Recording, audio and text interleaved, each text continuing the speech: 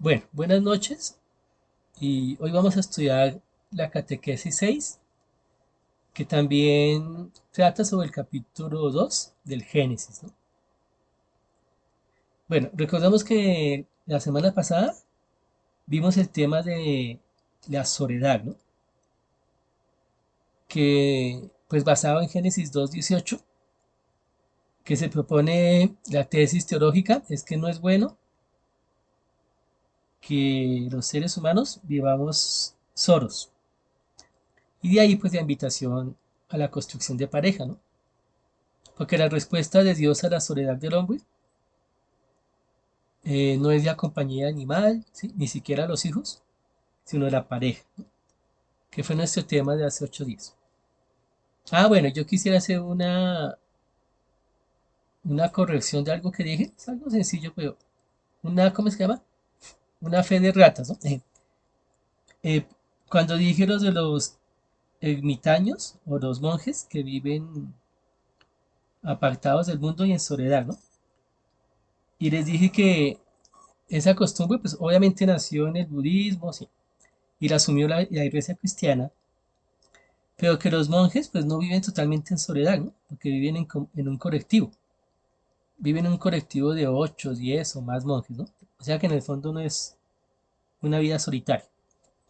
Entonces les decía que sí hay una experiencia de vida totalmente solitaria, y yo les decía que se dio uno que se llama la vida cenobítica, ¿sí? O sea, los cenobios. Y ahí fue donde me equivoqué, o sea, no decía vida en cenobios, sino lo que se llama la vida de los eremitas. O sea, eremita viene del griego eremos, ¿no? Que significa desierto, soledad. Entonces eran los eremitas del desierto, ¿sí? De los primeros 3 siglos de la cristiandad, los que en Egipto asumieron la costumbre de vivir solos en una cueva, ¿sí? Y por eso hay muchas regiones de Egipto que tienen unas cuevas, ¿sí? En la montaña, ¿no? Eso se detallaban las cuevas en la montaña. Y hay otros sitios, en Grecia como que también hay. Bueno, y en otros sitios donde estaba la iglesia antigua, ¿sí? Entonces la costumbre es que se hacían cuevas en montañas y los eremitas, ¿no? Que de ahí viene la palabra también ermitaño. Pero los famosos son los famosos eremitas del desierto en Egipto, ¿sí? Son los más famosos. Y entonces la idea es que entre esos eremitas, o ermitaños, o anacoretas, ¿no? También lo llaman, nació la idea de que no vivieran más en soledad apartados, sino que vivieran en comunidad, ¿sí? Entonces, según estuve leyendo, uno de los santos importantes, que fue San Pacomio, fue el que se inventó la idea de vivir en comunidad. Entonces convenció a los eremitas de que viviesen también una vida de apartamiento del mundo, pero en comunidad, ¿sí? No totalmente solitarios. Y ahí fue cuando nacieron los cenobios, o la vida cenobítica, ¿sí? O sea, la vida cenobítica o los cenobios son una respuesta a la vida solitaria de los anacoretas o eremitas. Porque cenobio viene de una palabra en griego que significa vida en comunidad, ¿sí? Vida en comunidad. O sea que nuestros actuales monasterios son cenobios, ¿sí? Porque es gente que vive en comunidad, ¿sí? O las comunidades que conocemos como jesuitas, dominicos, franciscanos, todos tienen vida cenobítica, que es vida en comunidad. Bueno, esa es la fe de ratas que quería hacer. Eh, Cuando yo cometa algún error histórico conceptual, por favor me interrumpen y la idea es que aprendamos todos y evitemos errores de conocimientos generales, de cultura general. Bueno, entonces mira, en la catequesis pasada el tema fue cómo vencer la soledad originaria de los seres humanos. Y la propuesta teológica es que a través de la vida en pareja, ¿sí? Ni siquiera los hijos, ¿no? Y quisiera resaltar eso, porque es que en el texto se dice que es la pareja la que nos hace sentir acompañados, ¿no? Y eso hasta tiene sentido, ¿no? Tiene sentido sociológico. Porque los hijos pues son de otra generación y pues no comparten intereses comunes o trayectorias de vida con nosotros, sino hasta cierto momento de la vida y después ellos construyen sus propias vidas, ¿no? Y se van. Entonces es la pareja la que pudiera compensar, ¿sí? O llenar el vacío que sintamos, ¿sí? Por eso yo les he dicho en otras ocasiones que las personas que se casan dos, tres, cuatro, cinco veces, ¿no? Como Elisa del Teiro, puede que estén mostrando mayor nivel de madurez emocional que los que nos casamos una vez y nos separamos y no hemos vuelto a intentar. O si alguien quedó viudo, ¿sí?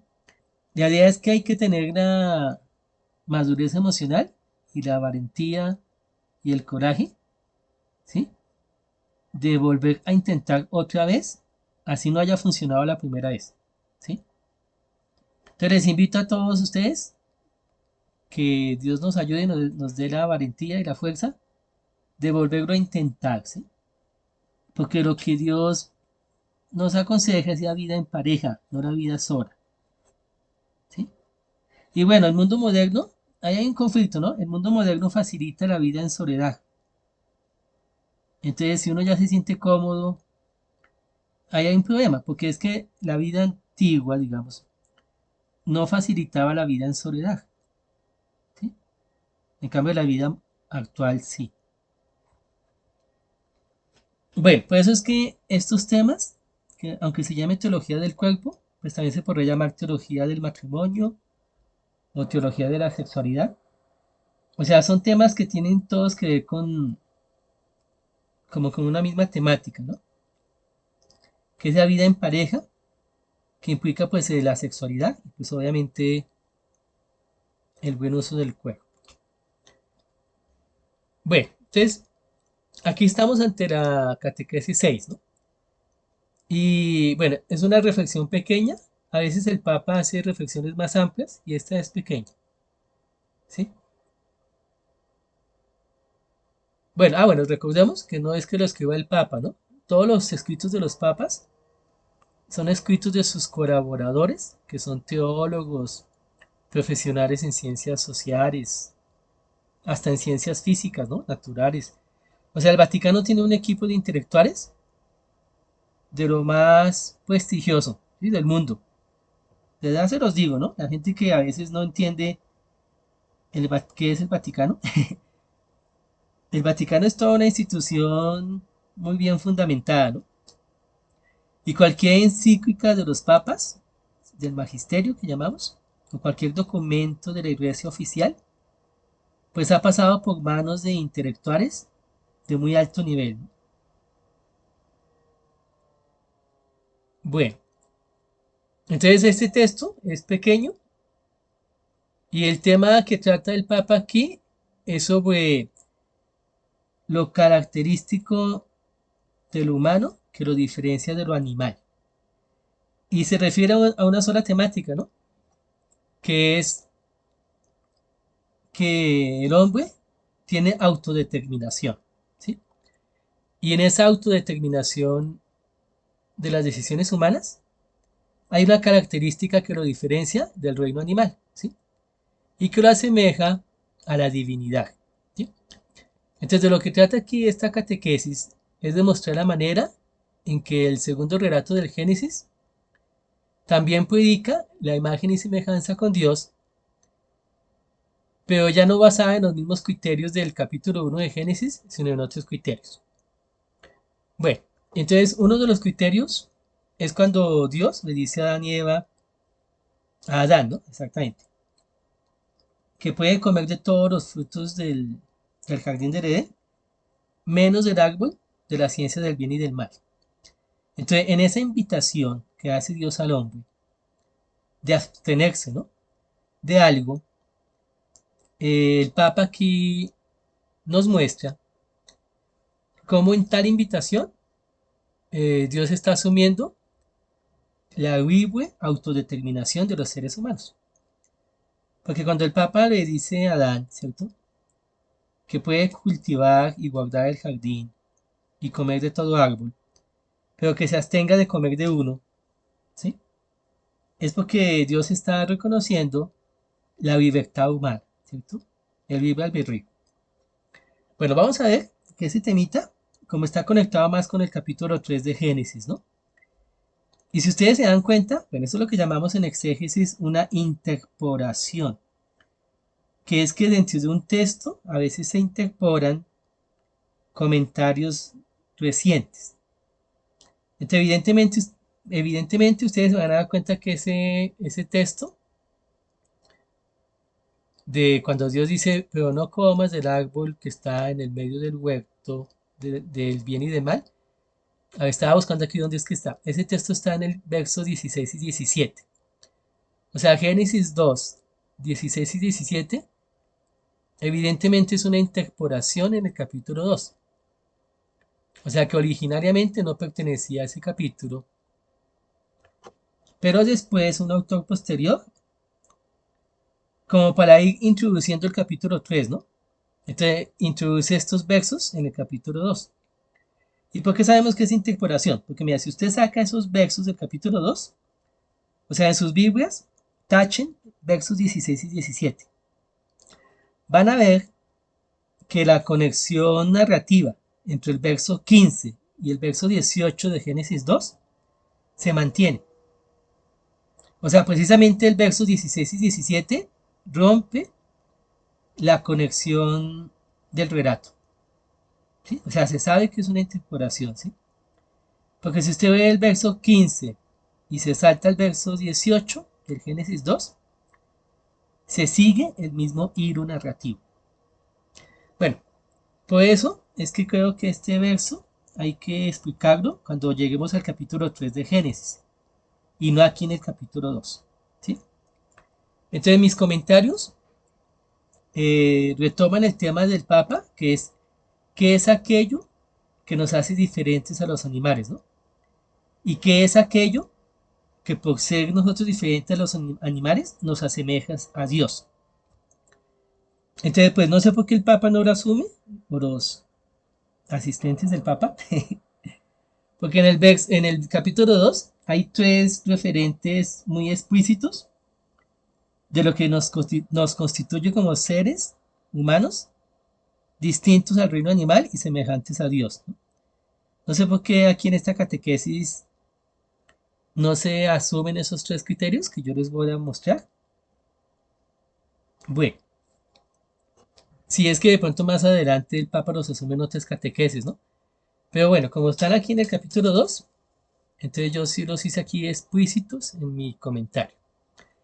Entonces, mira, los tres criterios que nos hacen semejantes a Dios y diferentes al reino animal del capítulo 2 de Génesis es que en el capítulo 2 de Génesis se muestra a los seres humanos como almas vivientes y no solo seres corporales. ¿Sí? Vamos a ver qué es un alma viviente y no solo un ser biológico vivo, ¿sí? Corporal. También se asume que los seres humanos nos caracterizamos por poder trabajar, ¿sí? Por el trabajo, que fue algo que ya dije en la catequesis pasada, ¿no? Pero aquí lo vamos a profundizar un poquito más. Homus laboris, ¿no? Ahí busqué en latín cuál era la palabra y es el genitivo. El hombre es un ser trabajador, ¿no? Y el tercero es que también dijimos algo la vez pasada de esto, ¿no? Los seres humanos somos animales parlantes. O sea, lo que nos distingue de los animales es nuestra capacidad de lenguaje, ¿no? Y lo último fue lo que el Papa trató, ¿no? Que somos seres vivos, con autodeterminación propia, ¿no? Autodeterminación propia. Que los animales pues no tienen. Solo que esta partecita la vamos a ver cuando lleguemos al capítulo 3, ¿sí? El de la autodeterminación volitiva de los seres humanos. Bueno, entonces comencemos la primera diferenciación. El ser humano como alma viviente. Te veo mi comentario, ¿no? En Génesis 2.7 veemos. Entonces Yahvé Dios formó al hombre con polvos del suelo e insufló en sus narices aliento de vida. y resultó el hombre un ser viviente. Bueno, ahí utilicé la versión de la Biblia de Jerusalén. Y en Génesis 2:19a leemos, y Yahvé Dios formó del suelo todos los animales del campo y todas las aves del cielo. Si comparamos ambos versos, ¿no? El 7 y el 19, podemos observar que tanto el ser humano como los animales han sido creados del polvo de la tierra o del suelo, ¿sí? Entonces, mira, aquí no hay diferencia alguna. Y aquí nos estamos refiriendo a esa condición biológica corporal física que compartimos con los animales. O sea, para el relato del Génesis 2, es evidente que los seres humanos también somos animales, ¿sí? En referencia a nuestra corporeidad. O sea, el cuerpo que nos constituye, ¿sí? Viene de la misma origen físico y biológico que el cuerpo que constituye a los animales. Mira que eso es bien interesante, ¿no?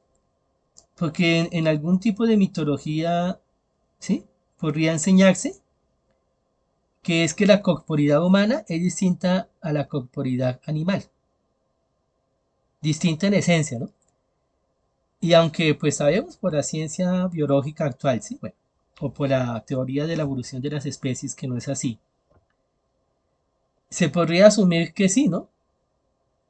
Por ejemplo, mira, en las ideas eugenésicas del nazismo, de la raza pura, pues se asume eso, ¿no? O sea, se asume que la condición biológica de los arios es una condición biológica distinta a la de todos los demás, ¿no? Pues no solo los del reino animal, sino todas las demás razas. Entonces mira que aquí, aunque hay un mito, en el Génesis hay un mito de la creación, ¿no? Es un mito con menos sesgos fantásticos, ¿sí? Y con más cercanía a la ciencia que otros mitos, ¿sí? Porque se reconoce que nuestro origen físico, material, biológico es también del polvo de la tierra, igual que los animales, ¿no? O sea, en eso compartimos una misma naturaleza biológica, ¿sí? Bueno, pero en el texto donde se habla de la creación del hombre, se añade algo más, ¿no? Dice, mira, sin embargo, el texto de la creación del hombre añade que Dios insufló en sus narices aliento de vida, ¿sí? Sopló aliento de vida. Y entonces resultó el hombre un ser viviente, lo cual constituye al ser humano como distinto a los demás animales de la tierra, pues posee el ruach divino dentro de sí que le permite ser alma viviente. Bueno, hace 8 días les expliqué que eso es lo que nos hace distintos a los animales, ¿no? Que poseemos el aliento divino, el ruach. Entonces aquí expliquemos un poco más al respecto. Mira, es verdad que en el Antiguo Testamento también encontramos textos en los que se dice que la vida de los animales está en el ruach que Dios otorga, ¿sí? Por ejemplo, en,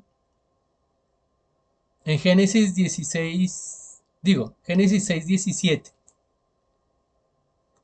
¿Sí? Ah, bueno, aquí se me olvidó poner el texto, entonces me toca poner. Bueno, es Génesis 6:17. Dice, cuando ocurre el diluvio, ¿no? Por mi parte, voy a traer el diluvio, las aguas sobre la tierra, para exterminar toda carne que tiene hálito de vida bajo el cielo. Todo cuanto existe en la tierra perecerá. Sí, Génesis 6:17. Pero al referirse al ruach que Dios otorga a los seres humanos, siempre el Antiguo Testamento lo usa en un sentido especial, ¿sí? Que hace del hombre un ser distinto a toda la creación. Entonces, mira, es verdad que en el Antiguo Testamento el ruach tiene muchas connotaciones, ¿no? O sea, el campo semántico del aliento de Dios, del ruach, es muy amplio. Entonces, cuando se utiliza ruach como aliento de vida, ¿no? Como la chispa de la vida, aliento de vida, o como fuerza vital también, ¿sí? Entonces, en muchos textos del Antiguo Testamento, los animales tienen aliento de vida o tienen fuerza vital debido al rush divino. O sea que también en ese sentido los animales tendrían rush, ¿sí? Pero cuando se dice que el hombre tiene el rush de Dios o que el hombre tiene el espíritu de Dios, se dice en una forma cualitativamente distinta, ¿sí? Y que, bueno, que eso lo explica aquí uno de los eruditos del Antiguo Testamento en un texto muy importante, donde hace un análisis de la antropología del Antiguo Testamento. Te leamos lo que dice Hans Walter Wolf respecto al uso del ruach en referencia a los seres humanos. O sea, mira, cuando el Antiguo Testamento utiliza el ruach en referencia a los animales, se refiere simplemente a que los animales son seres vivos, o sea, tienen vida, ¿sí? Y que cuando Dios aparta el ruach, entonces sobreviene la muerte, ¿sí? Porque el aliento vital o el aliento divino abandonó a esa criatura, ¿sí? Ese es el sentido del uso de la palabra ruach en los animales. Pero el uso de la palabra ruach en los seres humanos tiene un campo semántico, una connotación más amplia. No solamente se refiere a la vida biológica, a la vida que anima a los seres humanos, sino que se refiere a algo mucho más, ¿sí? Y eso es lo que llamamos el ser humano como alma viviente. Te veamos lo que dice Hans Walter Wolf. Dice, mira, ambos textos muestran además cómo el hombre, en cuanto a Ruach, ¿sí? O sea, en cuanto depositario del aliento divino, solo puede ser bien comprendido a partir de la comunicación de Dios con él. Hay que tener claro que Ruach se utiliza dos veces más en el sentido de viento y fuerza vital de Dios que para designar el aliento, el ánimo y la voluntad del hombre. La mayoría de los textos que tratan del Ruach de Dios o de los hombres muestran a Dios y al hombre en una relación dinámica. El que un hombre sea viviente en cuanto a espíritu, quiera lo bueno y obre con autoridad, no le viene de sí mismo, sino del Ruach divino.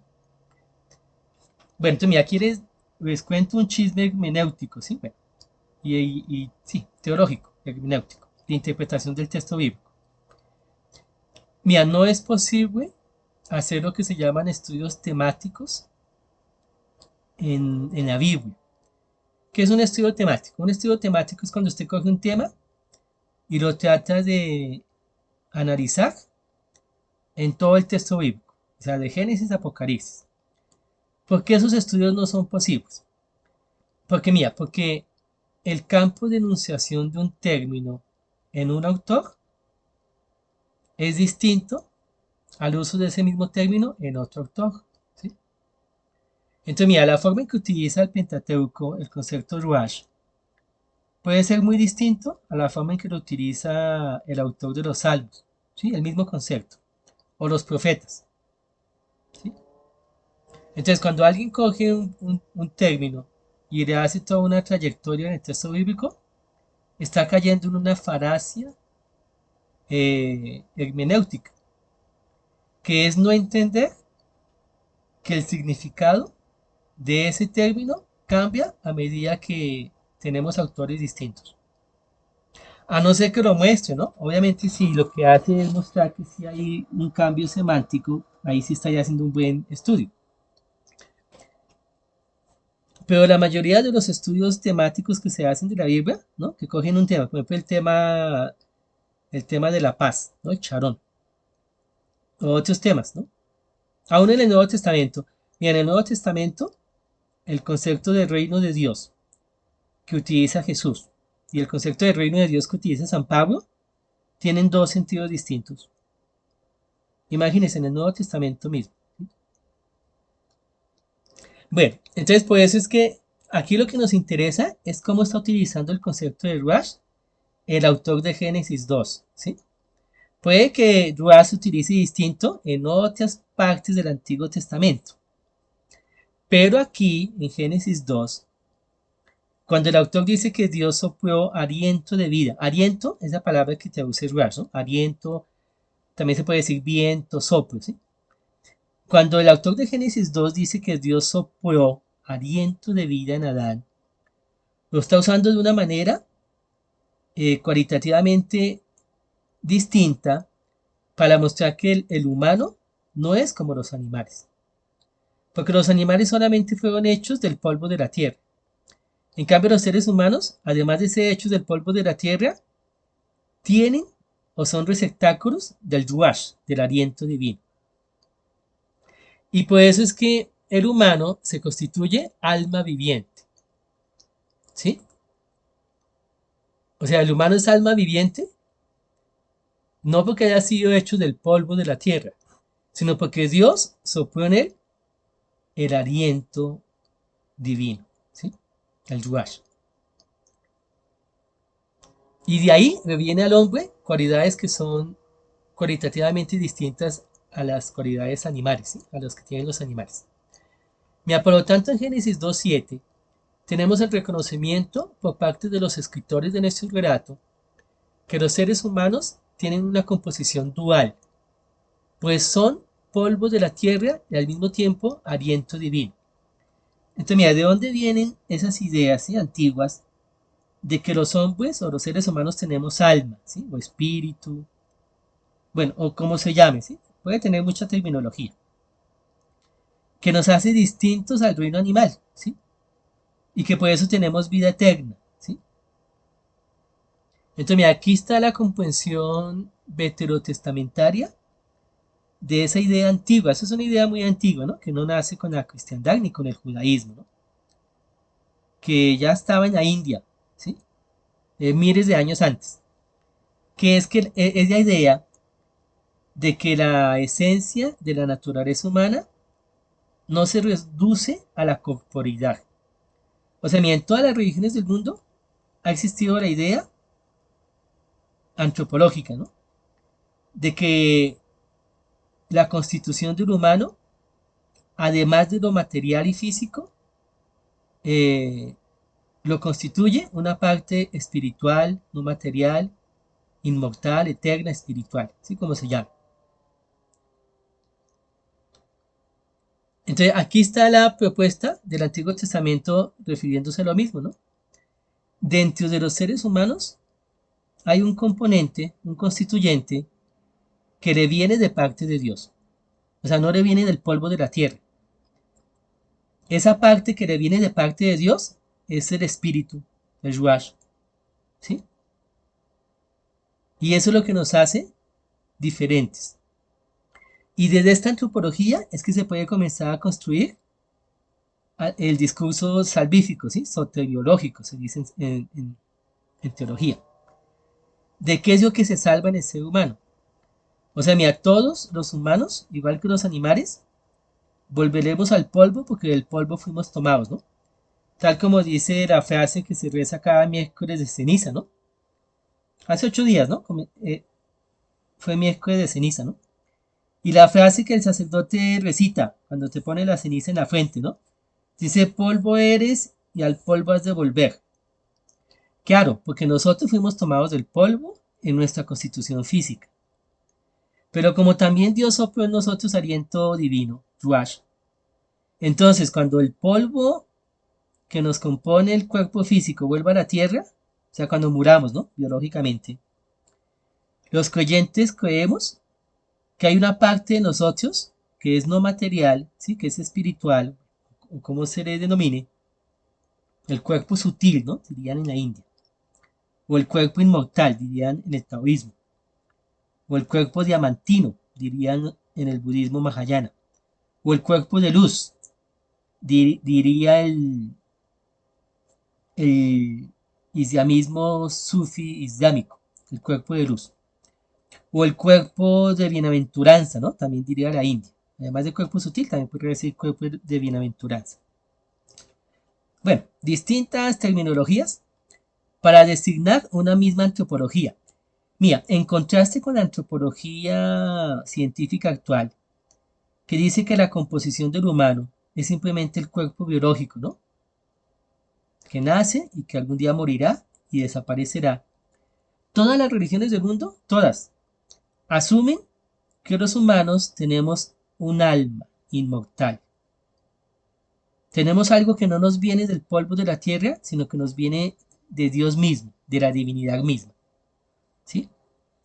Y ese componente, ¿sí? Que es nuestra parte espiritual, es lo que nos da esperanza de permanecer luego de la muerte, ¿cierto? De que la muerte no es el fin de la existencia. Bueno, eso nos diferencia cualitativamente de los animales, ¿no? De los animales no se predica que tengan alma, ¿sí? Solo de los seres humanos. Bueno, entonces aquí está el primer referente de toda esa antropología que propone que los seres humanos somos almas, además de cuerpos, o somos espíritus inmortales, ¿sí? Además de simple biología. Aquí está el inicio, ¿no? Dios sopló en Adán su espíritu, su aliento, su ruach. Y eso nos hace diferentes a los animales. No solo en constitución antropológica, sino en cuanto al destino, ¿no? El destino que nos espera, pues es distinto. O sea, no es ya muerte, ¿no? El destino que nos espera, o la extinción. Nos puede esperar la vida eterna, porque todo lo que viene de Dios es eterno, ¿no? Tiene las cualidades divinas. Bueno, hasta ahí el primer punto. No sé si tiene alguna pregunta o comentario antes de que pasemos al segundo puntico.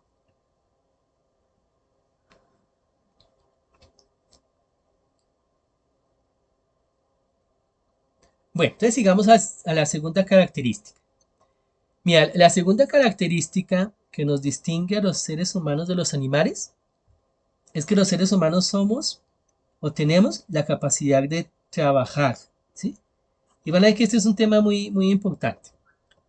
Entonces, mira, el ser humano como homo laboris, o sea, como un sujeto capaz de producir, ¿sí? En el término adecuado, que no significa solo producción económica, sino que somos seres productivos en todos los niveles y las esferas de la vida.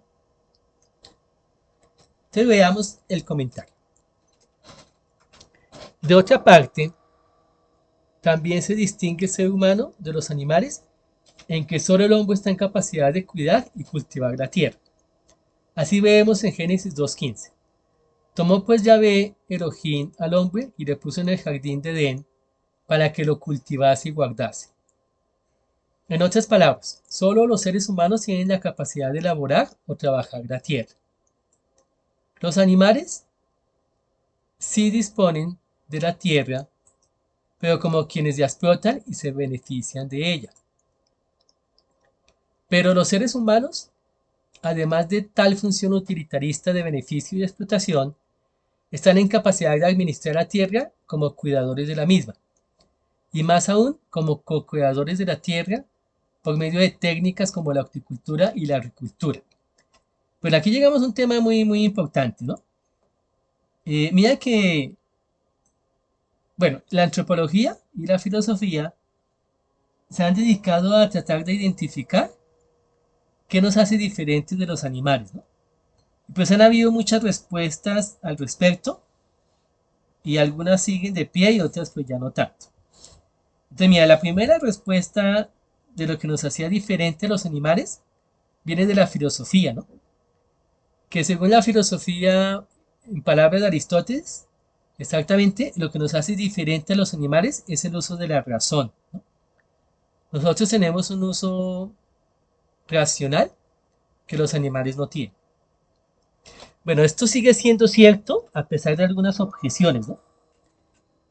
¿De dónde vienen las objeciones? Pues de que nos hemos dado cuenta que los animales son más inteligentes de lo que habíamos pensado. Y algunos muy, muy inteligentes, como los delfines o las ballenas, ¿sí? Pero bueno, pero es evidente que la capacidad cognitiva, ¿sí? La estructura racional de los seres humanos, pues es muy superior a la de los animales, ¿no? Es evidente que el uso, por ejemplo, de las matemáticas, para poner un solo ejemplo, ¿no? Pues demuestra que la estructura racional de los humanos es bien distinta al animal. De todas maneras, se han buscado nuevas respuestas. ¿Por qué? Porque la diferencia entonces no sería tanto cualitativa, sino cuantitativa, ¿cierto? O sea, los seres los animales, sobre todo los primates, ¿sí? Y los primates superiores, que llamamos los antropoides, bueno, además de los delfines y ballenas, que también son mamíferos, ¿no? Eh, también tienen una capacidad, digamos, racional elevada, ¿sí? Pero no tan elevada como la de los seres humanos, pero sí la tienen. Entonces, esa diferencia ya no es cualitativa, sino cuantitativa, ¿no? ¿Qué nos diferencia racionalmente de los animales? Pues nos diferencia que nuestra capacidad intelectual es de un nivel muy superior, ¿no? Cuantitativamente hablando. Pero entonces, queriendo buscar diferencias cualitativas, ¿sí? Y no solo cuantitativas, se han hecho otras propuestas.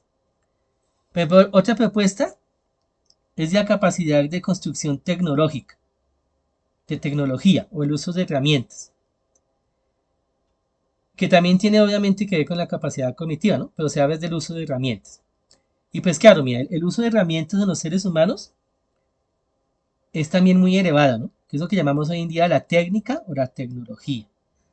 O sea, no solamente nos inventamos cómo producir fuego, ¿sí? Y la rueda, por ejemplo, sino que hemos llegado a producir naves espaciales, ¿no? Pues para hablar de un solo ejemplo. Entonces, obviamente eso nos diferencia de los animales, ¿no? Pero miren que tampoco es una diferencia cualitativa, sino cuantitativa, porque ya sabemos que los animales, ¿sí? También hacen uso de herramientas. Obviamente son herramientas muy poco sofisticadas, ¿no? A comparación con todo lo que ha construido los seres humanos. Pero entonces, bueno, como queremos encontrar diferencias quari, no solo quanti, se ha dicho que, bueno, entonces que si no es la razón y no son las herramientas, que es el uso de la cultura, o sea, los sistemas de ordenamiento social y cultural. Porque obviamente los seres humanos tenemos sistemas de ordenamiento sociocultural, pues muy complejos, ¿no? O sea, tenemos la familia.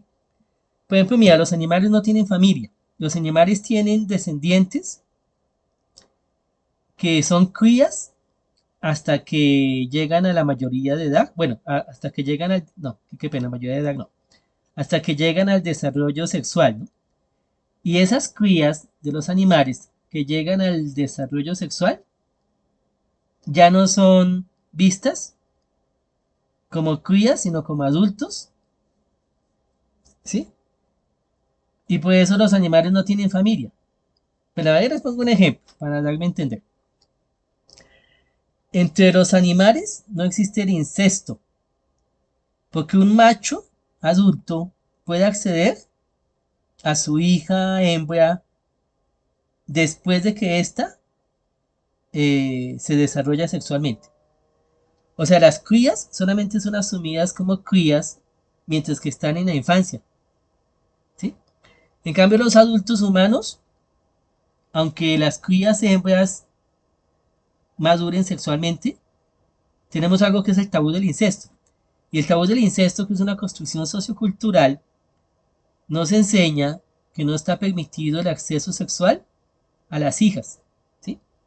O sea, mira, tenemos una construcción sociocultural de familia, que es que ni a las hermanas, ni a la madre, ni a las hijas, los machos pueden tener acceso, ¿sí?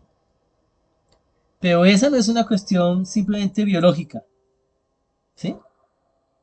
Es una cuestión sociocultural que los animales no tienen. Entonces, claro, evidentemente los humanos tenemos construcciones culturales que los animales no tienen, como la familia, ¿sí? O el tabú del incesto. O por ejemplo la descendencia de los nietos, ¿no? Los animales tienen hijos, bueno, se llaman crías, ¿no? Pero no tienen nietos. Nosotros los humanos sí tenemos nietos, ¿no? O sea, tenemos la conceptualización de que el hijo de mi cría también hace parte de mi descendencia. Bueno, ahí les pongo los ejemplos. Pero esta diferencia tampoco es cualitativa. ¿Por qué? Porque existen ciertos grupos animales que tienen construcciones sociales muy bien elaboradas, ¿no? Como las abejas, o las termitas, o las hormigas, donde existen la reina y existen los obreros, Pero entre la reina y los obreros existe otra que hace intermedia, ¿cierto? Logística. Bueno, chicas se me van los nombres, pero entre las hormigas obreras y la hormiga reina hay otra que hace intermedia. Y en esa organización social, ¿sí? De las termitas, abejas y hormigas, pues hay una complejidad también muy grande. ¿Sí? Entonces, mira, la organización social humana, aunque evidentemente es muy distinta a la organización social animal, sin embargo, tampoco es cualitativamente diferente, sino cuantitativamente diferente. Bueno, entonces mira, ahí ya tenemos tres opciones, ¿no? Pero las tres no nos hacen cualitativamente distintos a los animales. Entonces, mira, en el Antiguo Testamento, la diferencia que se propone entre los animales y el hombre, sí es una diferencia cualitativamente que nos separa del reino animal. Y es que dice el Antiguo Testamento que somos animales parlantes. O sea, lo que nos hace distinto a los animales no es solamente la capacidad cognitiva ni de construcción de tecnología, ni de construcción de cultura, ¿sí? Sino nuestra capacidad lingüística. Porque evidentemente solo los animales humanos tenemos el uso del agua, ¿sí? Animales parlantes somos. Entonces mira que es bien interesante, ¿no? Cuando en Grecia la filosofía discutía qué nos hace distinto a los animales, en Israel también se estaba pensando al respecto de la misma cuestión. Y la respuesta que dio Israel fue distinta a la que dio Grecia, ¿sí? La respuesta de la filosofía griega, que fue la razón, ¿no? Es distinta a la respuesta de la religión del Israel antiguo, que es que lo que nos hace diferentes es el uso de la palabra. Entonces me resulta interesante que ante las discusiones actuales, ¿no? De qué es lo antropológicamente distinto del hombre, ¿sí? A los animales, es la respuesta religiosa del antiguo Israel, del Antiguo Testamento, la que tendría más viabilidad de mantenerse en pie que la respuesta filosófica de los filósofos griegos. No, mira lo interesante. Bueno, esta respuesta de que la habla humana o la lengua, ¿no? Es lo que nos hace distintos a los animales también se ha discutido. Porque se habla de los sistemas de comunicación de los delfines y los sistemas de comunicación de las abejas y de las aves, ¿sí? Bueno, y de otras especies animales. Y claro, evidentemente los animales tienen sistemas de comunicación avanzados, pero los sistemas de comunicación animal no son sistemas de comunicación lingüísticos. Los sistemas de comunicación animal son sistemas de comunicación de señales, ¿sí? Bueno, algunos dicen que no, que los delfines sí tienen sistema de comunicación porque son sonidos, pero no son lingüísticos, son también señales. El hecho de que la señal sea una señal olfativa, ¿sí? Como las abejas que tienen sistema de comunicación olfativo. Bueno, bueno, no olfativo, sería, o sea, tiene que ver con los olores, ¿sí? Con los aromas. Las abejas dejan rastros de aromas para comunicarse. Otros sistemas de comunicación de los animales son señales, son otro tipo de señales, ¿no? Que pueden ser señales visuales, ¿sí? Como las aves. O pueden ser señales auditivas, como los delfines y las ballenas. O señales de olores, ¿sí? Que no sé cómo se diga, bueno, de olores, como los insectos. Estas señales son cualitativamente distintas a lo que llamamos los sistemas lingüísticos. ¿Por qué? Porque mira, los sistemas lingüísticos tenemos algo que no tienen otros sistemas de comunicación, que es que son sistemas simbólicos, ¿sí? Donde la señal o el sentido, el significado de la señal está totalmente separado o totalmente divorciado, ¿sí? Totalmente separado del símbolo que la representa. Y eso se ha estudiado muy bien en lingüística. Y eso que llamamos la doble significación del lenguaje. Si lo quieren investigar, ¿no? Se llama la doble significación del lenguaje. ¿Qué pasa con las señales animales? Las señales animales tienen un sentido, un significado que está directamente relacionado con el símbolo que lo representa. En cambio, las señales lingüísticas, ¿sí?, tienen un significado que no está relacionado ni directamente conectado con el símbolo que lo representa. O sea, mira, las señales auditivas de las ballenas y delfines, los olores de los insectos, ¿no? Los aromas, bueno, no sé cómo llamarlo. Las señales visuales de las aves en el cielo, ¿sí?, están en conexión directa, ¿sí? O sea, el sentido está en conexión directa con lo que se está haciendo en el momento.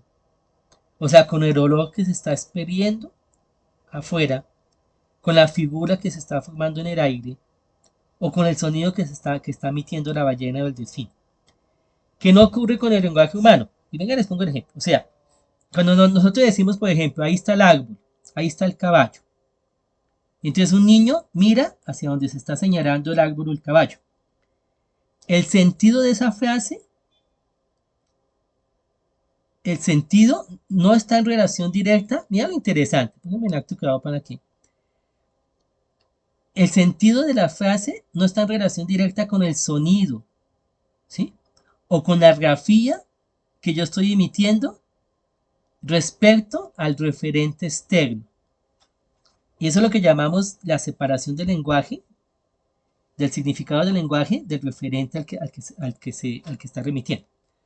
O sea, mira, la palabra caballo, ¿sí?, no tiene nada que ver con la realidad del caballo allá afuera. Y por eso existen los idiomas. Porque ya sea que yo lo llame hoxe, ¿cierto? O caballo. O que yo diga house o casa. O que yo diga yerul o amarillo. La palabra enunciada, ¿sí?, o sea, el símbolo lingüístico. ¿Cuál es el símbolo lingüístico? Pues la palabra que yo emito a través de un sonido o escribo a través de una grafía. Pues ese símbolo, que es un símbolo verbal o un símbolo gráfico, ¿no? Es un símbolo verbal, bueno, si lo digo a través de la palabra, es un símbolo gráfico.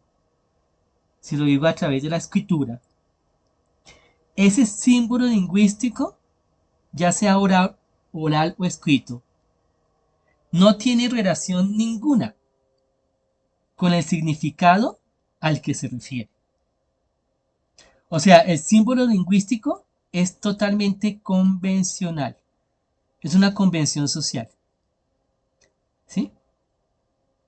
Que no sucede con la comunicación animal, cuyas señales están en directa relación con aquello que están anunciando o con aquello que están significando.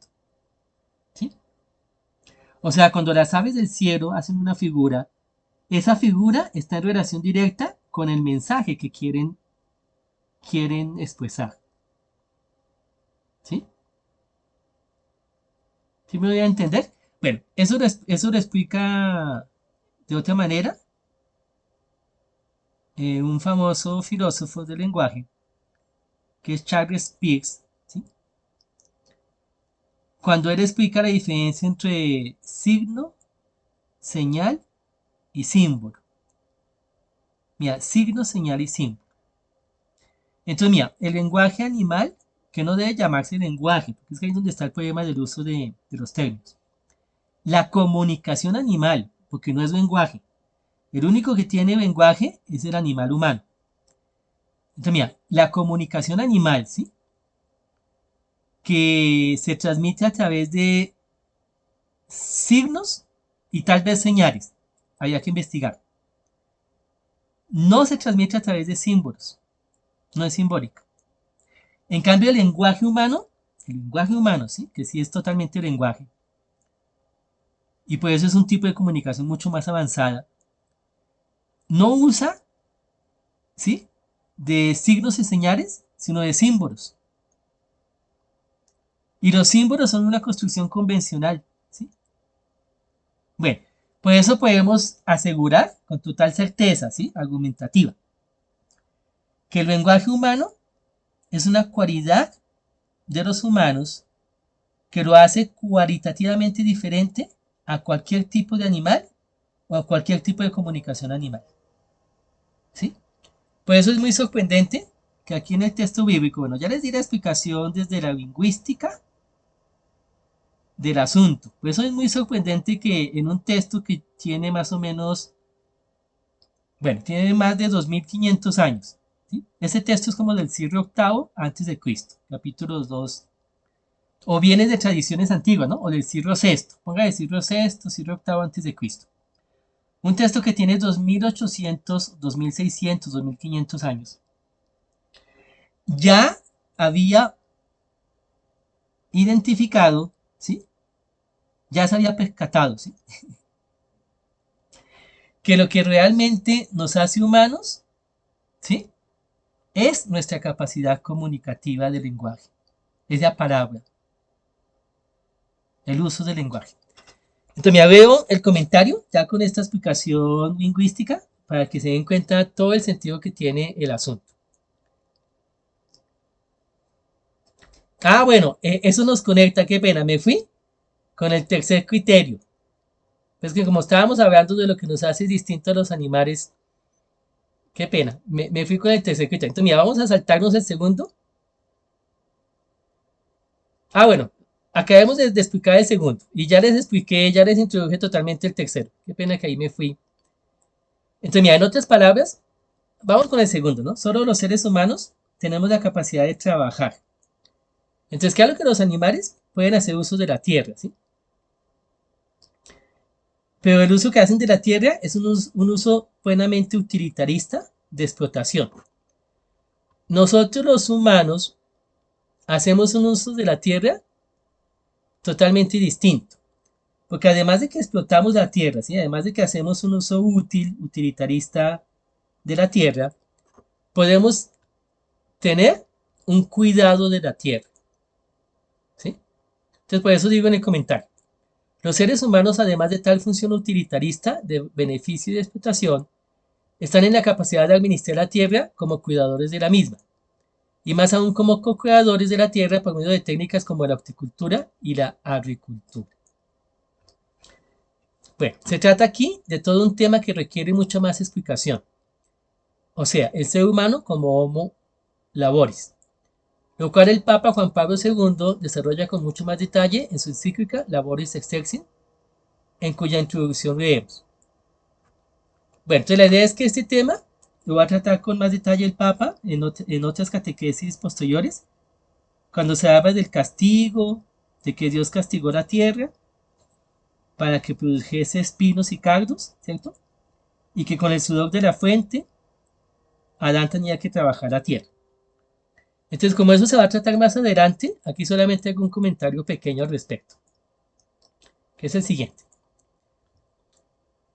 Por eso existe un malentendido respecto al castigo que Dios profiere contra el hombre por su desobediencia en Génesis 3, versos 17 al 19.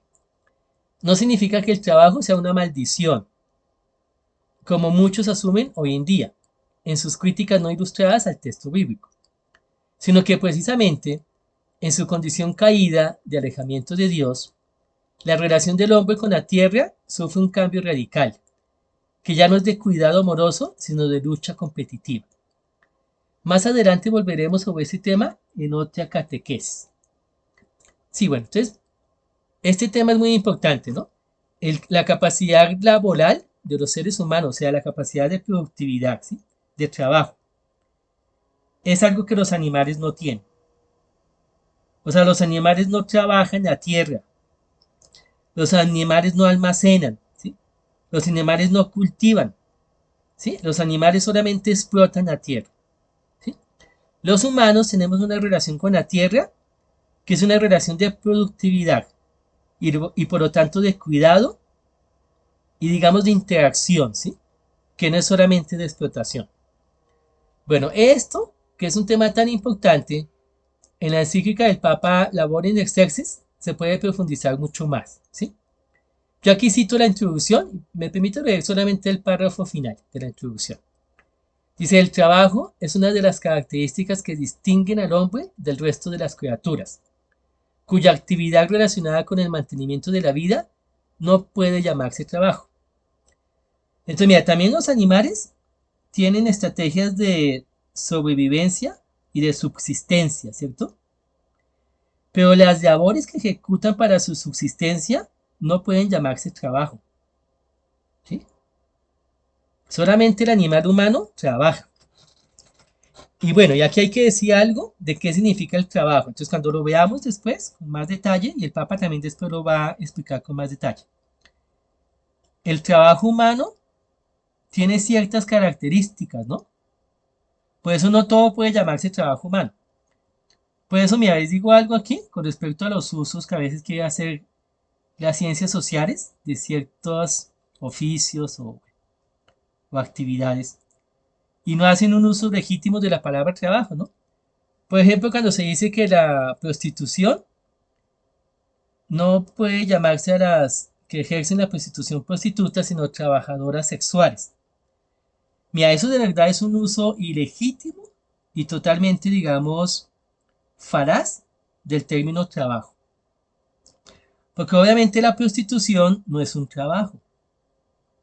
Mira, el trabajo es una actividad productiva que realiza y dignifica a los seres humanos.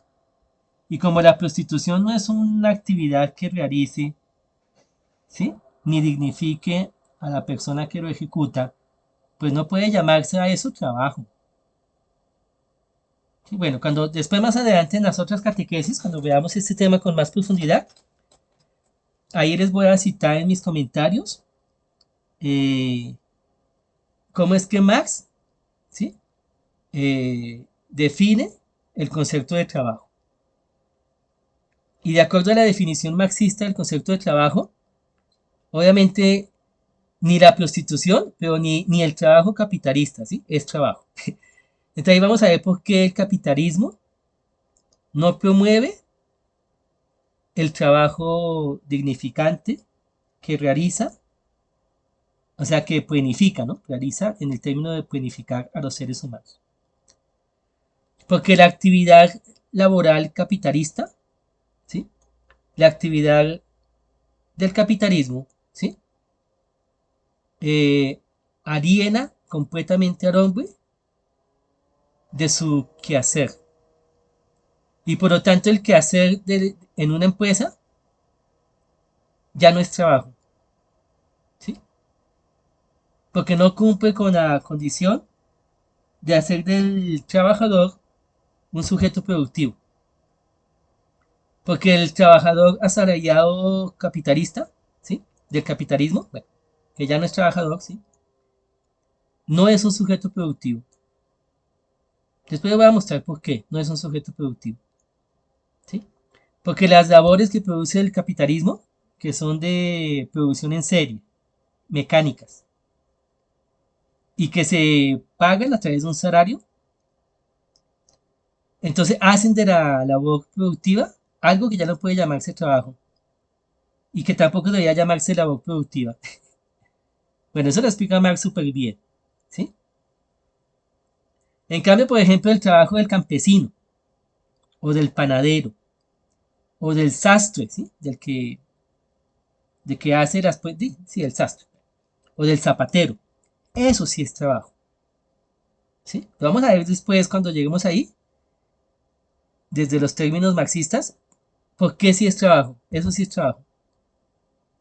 O sea, el zapatero, el panadero, el campesino, sí está realizando una actividad productiva que lo realiza como sujeto productivo y lo dignifica, ¿sí? Y como la labor capitalista no realiza, no planifica, no dignifica al obrero, ¿sí? Entonces, por eso es que no hay una labor que pueda llamarse trabajo cuando soy un asalariado de una industria o de una empresa, ¿sí? El maestro sí está trabajando.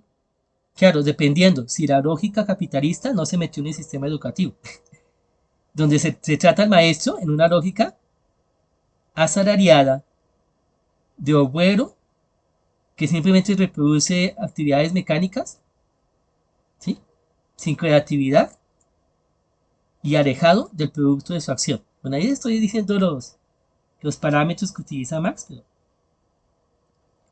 Y como esa lógica capitalista sí se ha metido a los colegios, a las universidades, y también se ha metido a los hospitales y clínicas, es que podemos sospechar que hoy en día ni siquiera los médicos y enfermeros o docentes son trabajadores, porque están totalmente alienados de la labor que cumplen de su oficio,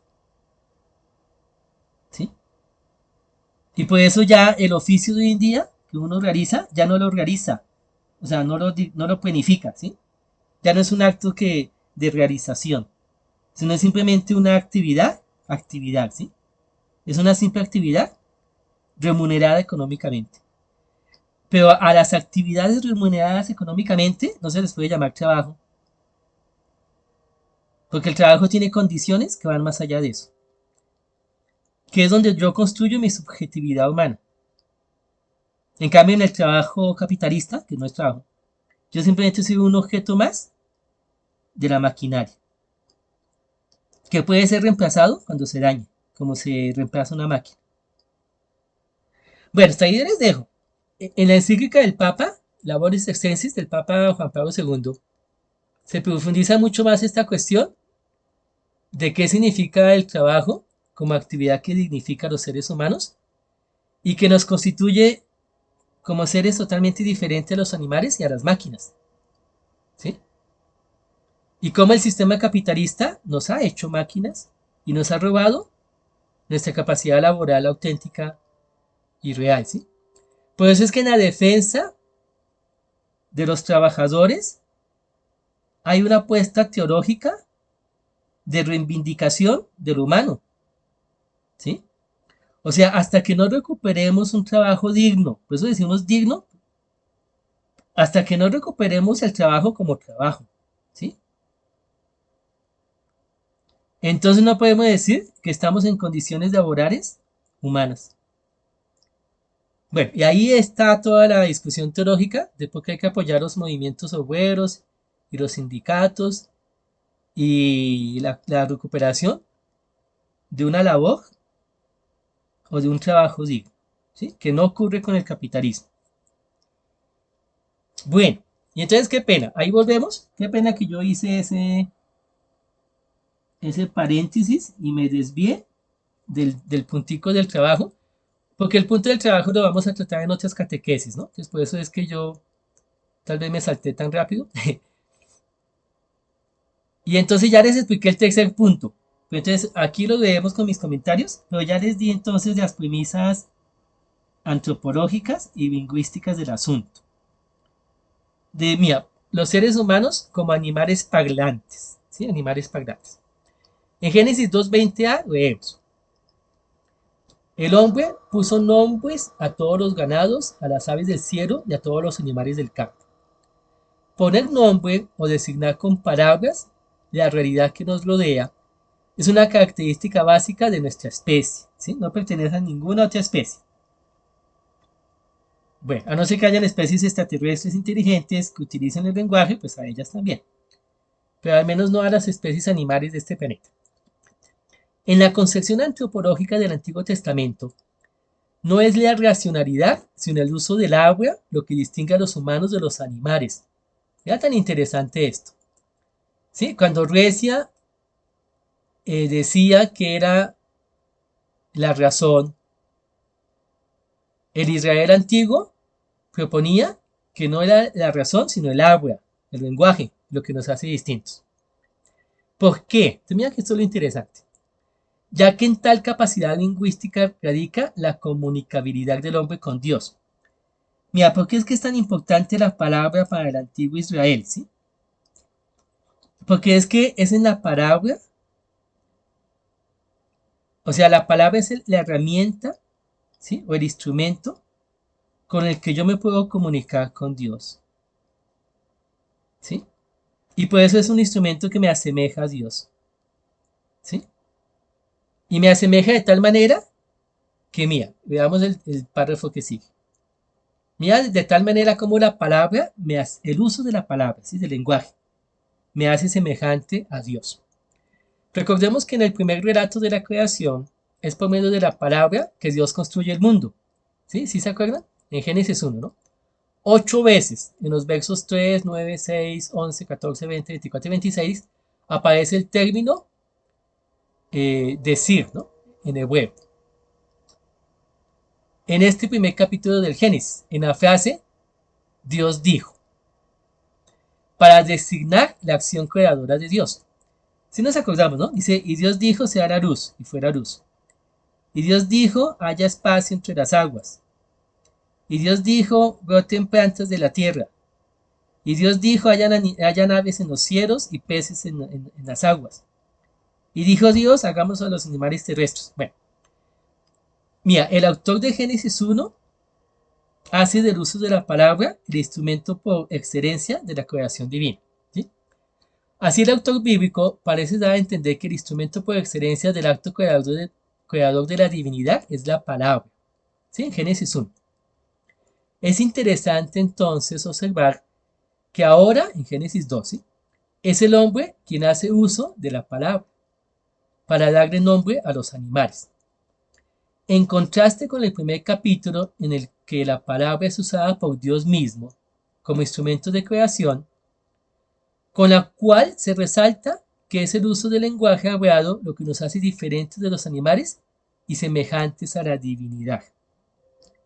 Entonces mira tan interesante este contraste. En Génesis 1, Dios a través de la palabra realiza el acto creador, ¿cierto? La creación entera. Y en Génesis 2, el que hace uso de la palabra para designar a los animales es el hombre. Entonces mira tan interesante el contraste. La palabra es lo que nos asemeja a Dios, ¿sí? No solo porque es una capacidad que compartimos con Dios o de la que Dios nos hizo partícipes, sino porque es el medio mediante el cual entramos en comunión con Dios. Sí, mira lo interesante. Es a través de la palabra de la adoración, la oración, ¿sí? Mediante la cual nos ponemos en comunión con Dios, ¿sí? Y por eso en la palabra, ¿sí? Que nos pone en conexión, ¿sí? Nos comunica con Dios, con la divinidad, el ser humano encuentra una distinción con el reino animal, una distinción que lo asemeja a la divinidad. Bueno, hasta ahí entonces la explicación de las tres características que nos hacen distintos a los animales, ¿sí? Y semejantes a Dios. Los seres humanos somos almas vivientes, tenemos un ruach divino, ¿sí? Que nos hace diferente a los animales. Tenemos un componente espiritual que nos viene de Dios mismo, que nos hace distinto al reino animal, ¿sí? Y que nos da la esperanza de la vida eterna, ¿no? Porque somos no solamente seres biológicos. Mira, esta es una crítica a todas las neurociencias y a todo el materialismo actual, ¿no? Que considera que el único componente que nos constituye es lo biológico. Pues en el capítulo 2 de Génesis dice que además del polvo de la tierra, tenemos aliento divino, tenemos Ruach, Espíritu de Dios que nos habita. ¿Sí? Y eso nos hace esencialmente diferentes. La segunda característica es que somos seres trabajadores. Los animales no laboran, ¿sí? Los animales no trabajan, no producen, no almacenan, no comercian, ¿sí? Bueno, no son seres productivos, ni comerciantes, ni agricultores, ni etcétera. Y ser seres trabajadores nos hace distintos, ¿sí? Y el tercer criterio es que somos seres lingüísticos, ¿sí? Somos animales que hacen uso del habla, del lenguaje. Y eso nos hace no solamente distintos de los animales, sino que nos permite comunicarnos con Dios. De ahí la importancia de la oración, la adoración y todos los actos litúrgicos que realizamos utilizando el lenguaje, ¿sí? La palabra. Bueno, hasta ahí la catequesis de hoy y muchas gracias por su tiempo y escucho sus comentarios o preguntas al respecto. Dios nos bendiga.